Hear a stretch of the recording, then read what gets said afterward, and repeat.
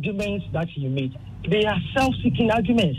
If you want to listen to the issues in your constituency, why don't you organize town hall meeting for your people to come and say their opinion? Those funerals that they say they attend, is whose funeral? Not their personal friends' funeral. That is why our MPs are behaving like this. They have taken us for a ride for so long. I mean, look at the things they're taking us through. Look at what is happening in the economy.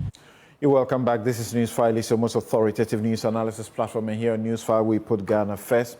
My guest, Samuel Okudzeto-Ablakwa, still here in the studio. Samuel Abojina-Poh, MP, Damango, Minister, Lands and Natural Resources.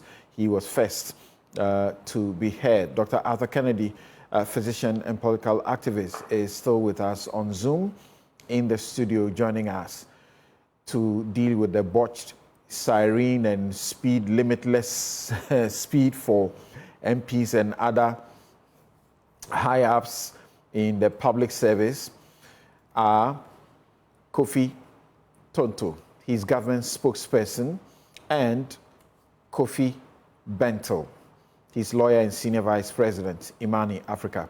Gentlemen, thank you very much for joining us. Good morning. Right. So in respect of the LI, I suppose we can be as brief as we can about it. So there was an LI, that's a legislative instrument, seeking to amend the existing one. And I've seen very good things in that new LI that was being brought, including automated sanctions so that you get tickets when you commit smaller, minor infractions on the road. We don't take you to court to waste your time with the court's time and everybody. You get a ticket and you pay a spot fine. And then there was the aspect that had to do with the use of sirens. Then it extended from the president, vice president, to Speaker of Parliament, Chief Justice, ministers, Supreme Court judges, and members of Parliament. And that brought a lot of debate. Well, the public pressure was quick. It has been withdrawn. What else? Kofi, briefly, what do you have to say? We are happy it was withdrawn, but again, it is important to make the point. It was withdrawn specifically because of the vigilance of citizens. Frankly, we have to take the credit for it. It was Franklin Cudjoe, and we were scrutinizing. You made the point that you were in Parliament, you didn't even see it. Yes. I know the source that gave to Franklin Cudjoe. Well, fine. Yeah. And then I gave it to you. And the principle I want to espouse, or the point I want to make, we need to support people like Okudzeto. Citizens must consistently be looking at what our politicians are doing. And if we fail to, things like this will happen. Once it passes, you are stuck. LI 2180 in particular has been abused and we've had to fight. You remember when toll levy was passed in the same LI? Yeah. Right. I had to get up, Imani, we had to fight for it to be repealed. Otherwise, we will all be paying taxes now to a private person. So I'm happy it's been repealed, but it tells us something. The process of lawmaking, leadership, does not only require MPs like my brother here, but all of us to be vigilant. And please, people were aware, people put that in. Those people who do those things, mark them and vote them out. We don't elect them to become kings over us. It doesn't matter that they apologize? It doesn't matter? No, it doesn't. It matters that somebody was minded to put that in. That mindset that instead of solving the problem, I am going to excuse myself. Using state funds, using public funds, you want to drive above the speed limit, you want to use a siren. Let me tell you why it matters. If this law had passed, some people would have died because some reckless MP will be driving over the speed limit using a siren and will kill somebody. And then they will say it's within the law.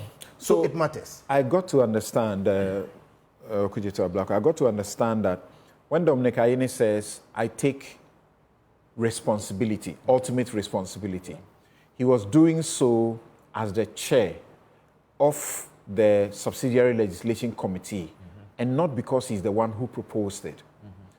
Who proposed it, I think, shouldn't matter now. When it becomes necessary, we will disclose that because we know who proposed it.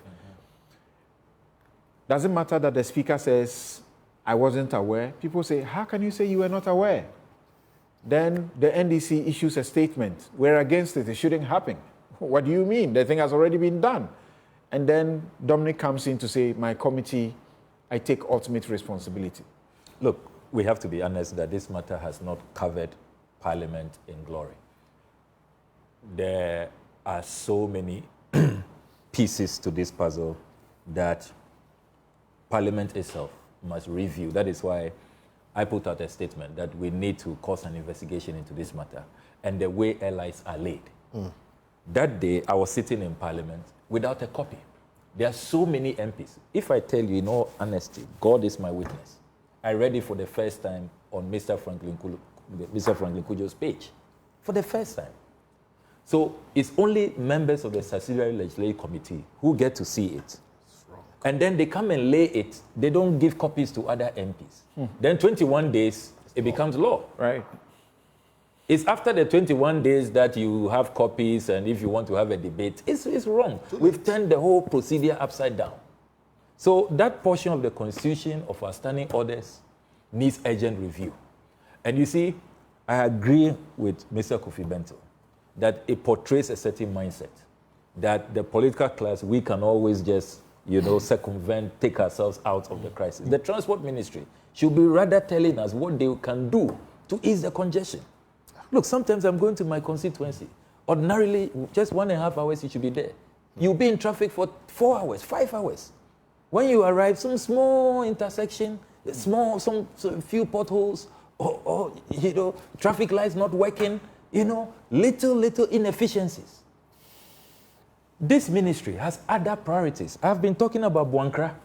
I've been saying that, look, if we are not careful, we'll soon be saddled with a $3.6 billion judgment debt because of what they are doing on the Buankra project. People are not listening, and they are not prioritizing that. So this whole airline, that portion was totally needless.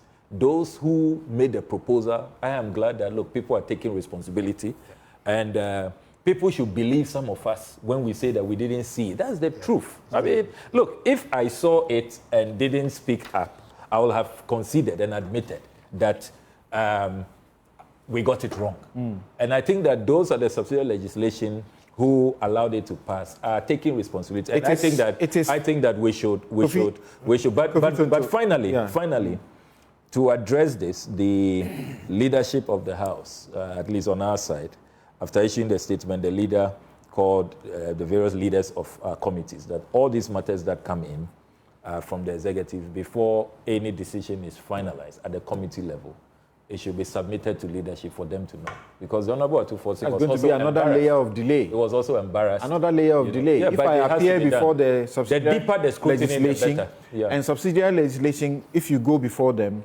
as I appeared before them yesterday, they will take the whole document. They will go from clause to clause to clause to the end. And sometimes it can take days to do that. And weeks. And they don't always have the time. And you are saying once they are done, it has to go to the leadership. Yeah. The leadership. To avoid these things. Look at how the institution has been embarrassed. To be honest with you. Okay, Kofi, I was going to come to you to ask about whether you thought that, is it germane when the speaker says he can be excused? If you understand the process, the pre-laying process that went on, the speaker is not privy to it. Yeah. But is it good to have the Speaker of Parliament say, I didn't know about it, when he presided over the laying? So I'm actually quite alarmed. Because, I saw a video where Sami was sitting next to Honorable Ayini. Yes. Where Honorable Ayini caused the bill to be late. Yes. So I then read something on Sami's wall where he was saying he's at sea. Yes. I'm like, how can you be at sea when you were just sitting right next to the person? Copies were not made available. Yeah, but now that you are saying it, I'm alarmed. Yeah. Because I'm like, how can something as important as this go through Parliament? Because the members, usually about 13 plus the chair and the ranking member, so about 15 or so. Yeah. So it means that over 245 people had no idea. Yeah. We were just somebody outside. Yeah. And presently, the attendance is really poor. Yeah. So a majority of them will not know. Yeah. The Subsidiary Legislation Committee, where I appeared yesterday, you had only one, the ranking from the majority. And I think Sylvester Tete who, because he's the minister responsible, deputy minister, showed up there. But the whole team was the opposition. That's quite. It's not It good. reflects in the house itself. That's quite challenging, and that's why I'm alarmed, because I'm like, Okujeto there, we know him. So how can Okujeto say he doesn't know anything about this? But now that you are saying it, it makes sense that if that's the process, it can literally cut off, majority of people in parliament. What do you think went into their thinking? Is it because this IGP, Dampare, has cracked the whip? So it doesn't matter who you are. If you offend, you are arrested. And MPs were getting arrested over these matters. From my so checks. they want an escape. So from my checks, I've spoken to some members of parliament, and really that is the driving force. That some feel that they have an urgent job to do, and that in instances where they have been arrested, ridiculed, embarrassed, that needs to be sort of put away.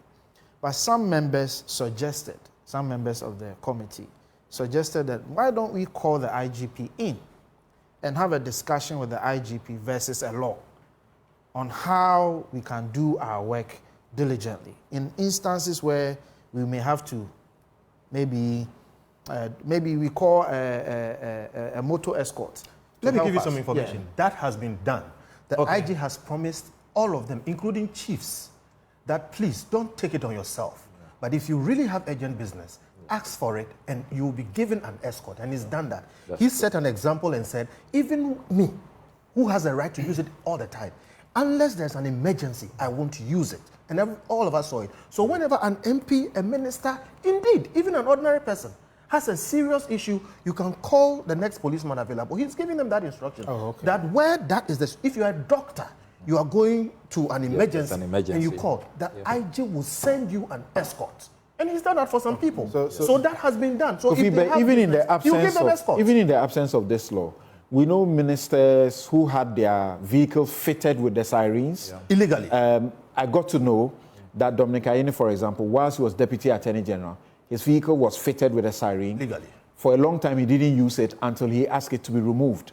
He was giving the opportunity of an escort. Yes. He said he wouldn't use it. Yes.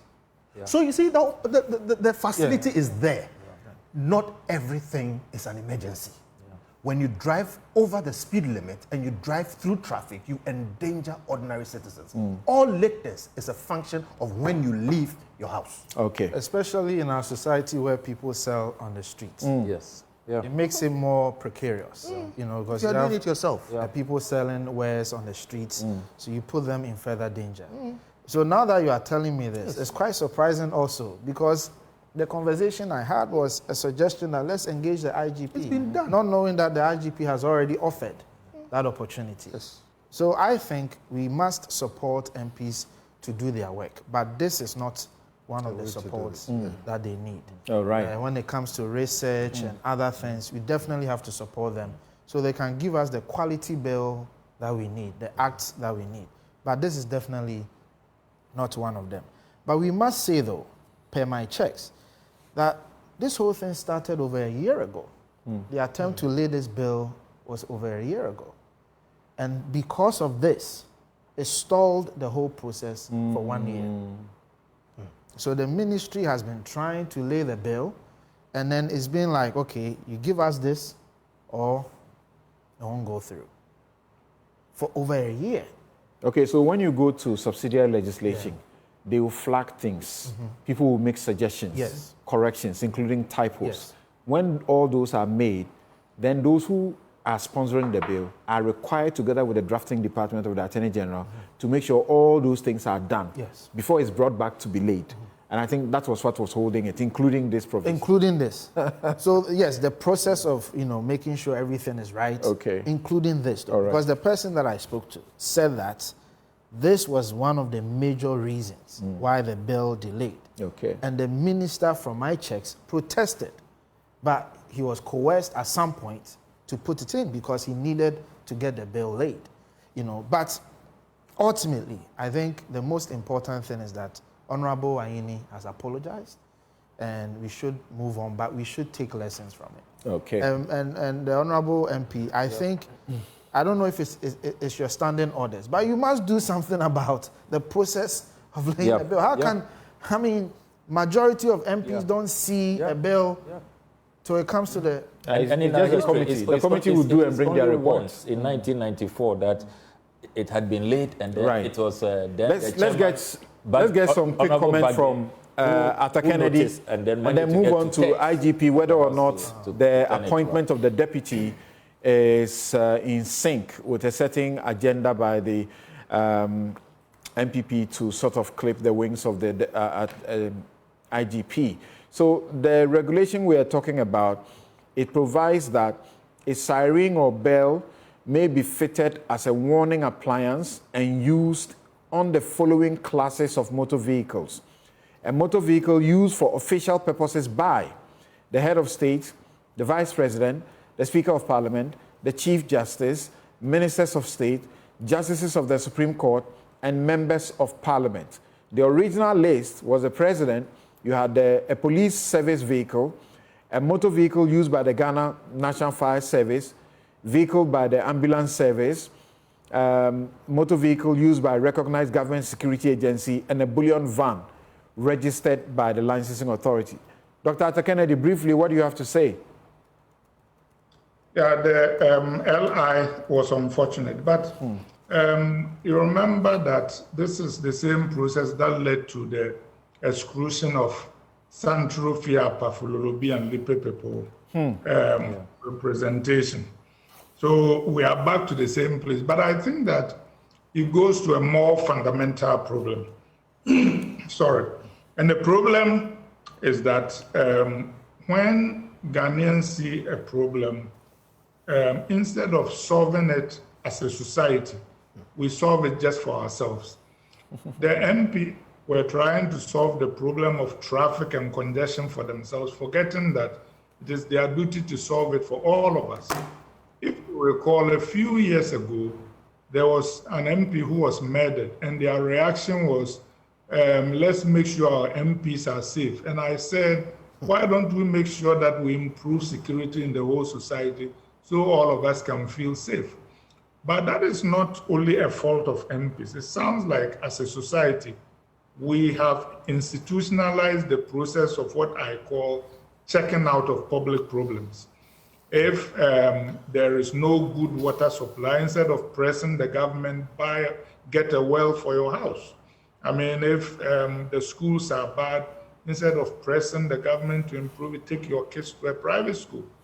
This privatization means that the very people who can put public pressure on government functionaries to solve problems, the middle class, solve these problems for themselves, and they check out.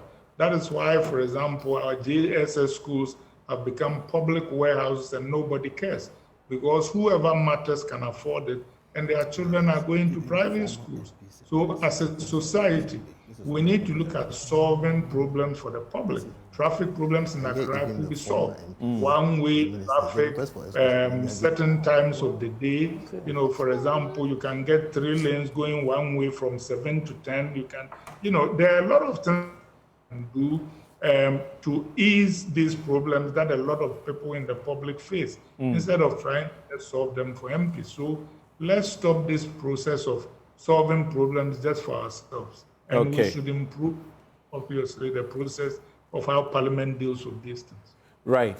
And of course, as you know, they were also exempted from the speed limit. But even in the absence of this exemption, we know that the speed there, they do it all the time. It was interesting. A few months ago, the former UK Prime Minister, Rishi Sunak, was fined for driving without a seatbelt. Exactly. Yeah. Exactly. A few weeks ago. Right.